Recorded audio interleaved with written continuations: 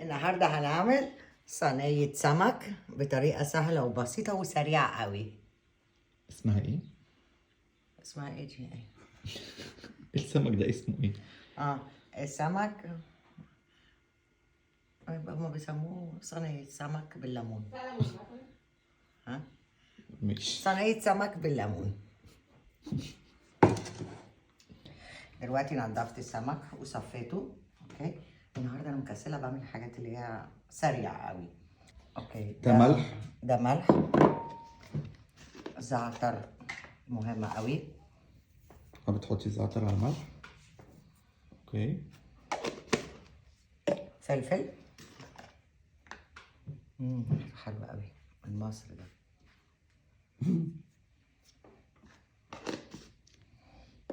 ماما حد سأل انت بتجيبي السمك، كنت بتجيبي سمك منين من مصر؟ فاكرة؟ من كذا مش مكان معين. من كذا مكان، هو فواكه البحر اها. في محرم بيه. اوكي. ويعني لما الاقي نفسي في اي سوق والاقي سمك كويس في الزنانيري بحري بحري، انا اي حته، انا عندي نقطه ضعف السمك. ممكن اكون نازله اجيب لحمه والاقي سمك حلو، طبعا هنسى اي حاجه اجيب سمك. اوكي. قلنا حطينا ملح، فلفل، زعتر، زيت زيتون. اوكي. هنعصر الليمون.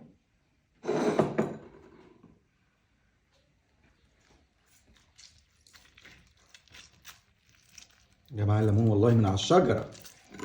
احنا بقى عندنا متوفر ليمون. عايزه اعمل افكار حاجه لليمون لان عندنا ليمون كتير. لقيت يا مش ماما عارفة أعمل إيه حاجات. طيب. في مرة دقت كوكيز بالليمون كان تحفة، حابة اقول لك حبيبي الطريقة. انا بقول حاجه، مش حكايه اكله بالليمون، أمال حاجه إيه؟ يعني اعمل كولونيا 3 5 بالليمون. فهمت حاجه هو انت ايه اللي بتقولي يا ماما؟ نعمل اكل بالليمون، كولونيا يتقلي نعملها بالليمون، انا اعرف اكل نعملها ازاي؟ ايه الشجر ده كله اكل بالليمون؟ مهما تعمل اكل بقى انا حاجه عايزه اعمل فكره حاجه. كولونيا بالليمون، كريم بالليمون، انا مش عارفه. أوكي. مش عارفه والله. في نفس الوقت مش هينفع لوحدي، عايزه مساعده.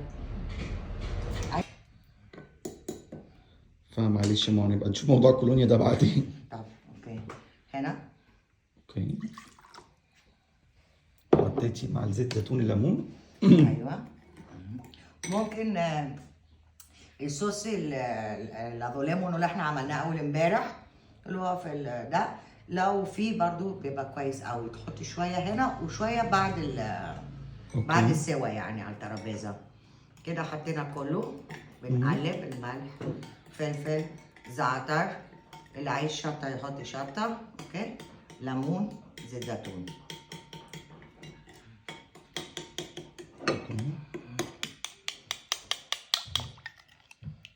نبتدي. هو ده كده بس التتبيله بتاعت السمك ده يا ماما؟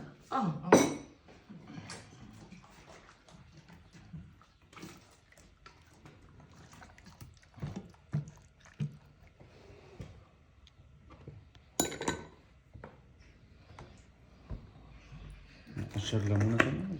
انا بحب كده.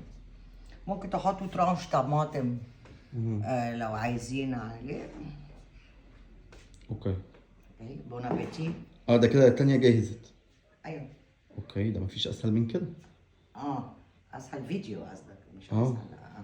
احنا كده سخنا الفرن من الاول عشان نبتدي ندخل السمك، لان هما صينيتين